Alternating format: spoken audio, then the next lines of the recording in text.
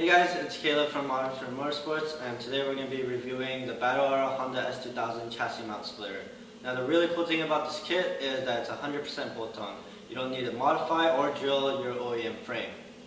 Now this kit contains 6 brackets as you see here and 2 end plates. The kit is designed to work with the OEM front bumper, the OEM plus CR front bumper, the spoon front bumper, the ASM front bumper, and the Muse front bumper. The cool thing about these brackets are Battle Aero kept in mind that a lot of S2000 owners track their car, so they added these reinforcement triangles onto the bracket. So that way if you're smashing your splitter into any berms or going off, the brackets will be able to hold up and you should be able to keep going. Now we've personally tested this splitter at Grange, Streets of Willow, and Button Willow.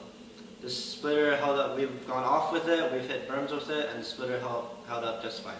Later today we're going to be showing you how to install this kit on the ModInfinite Motorsports Honda S2000, so stay tuned.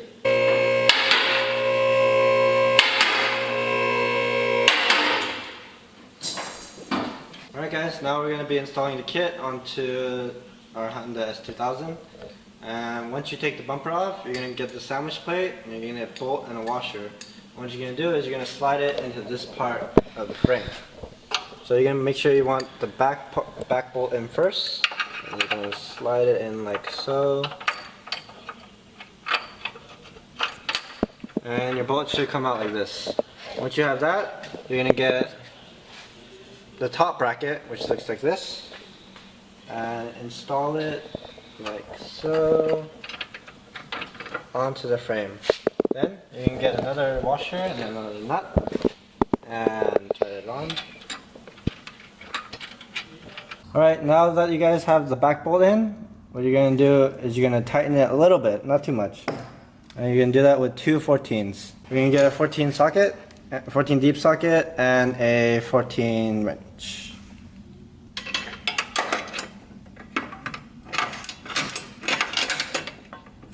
Alright, now what you guys are going to do is tighten the back bolt, and once that's all set, you're going to put the front one in and tighten that up as well. So once both bolts are in, you're going to tighten both of them.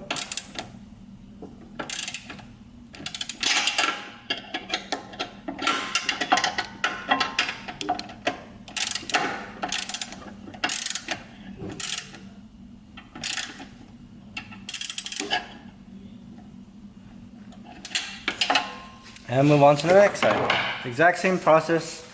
And I forgot to mention earlier, the top actually has multiple holes, so depending on your bumper, you'll be able to scoot this a little bit more forwards or backwards.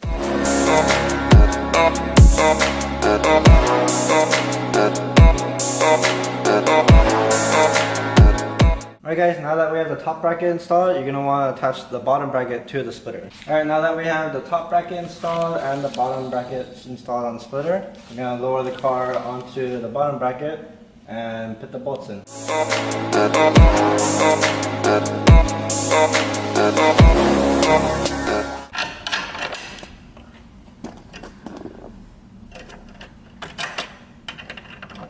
So what you're going to want to do is just put it on loosely, because we still need to gauge the height for the bumper. Okay, now that we've bolted in the center brackets, we're going to get bolted in the side support.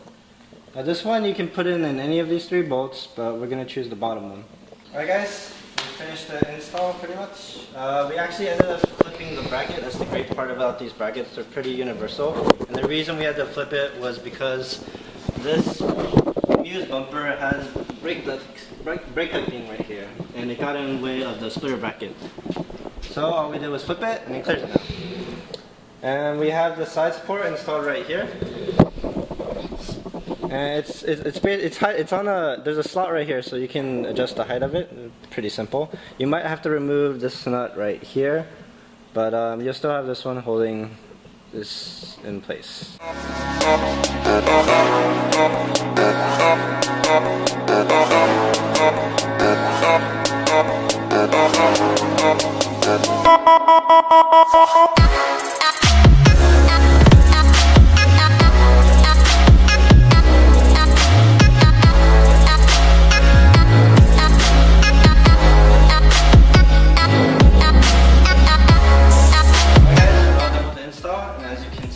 Absolutely gorgeous. It pairs very well with our Voltex 1S in the back. And look, there's no splitter rods. And I'm about 155 pounds. And check this out. Handles it no problem.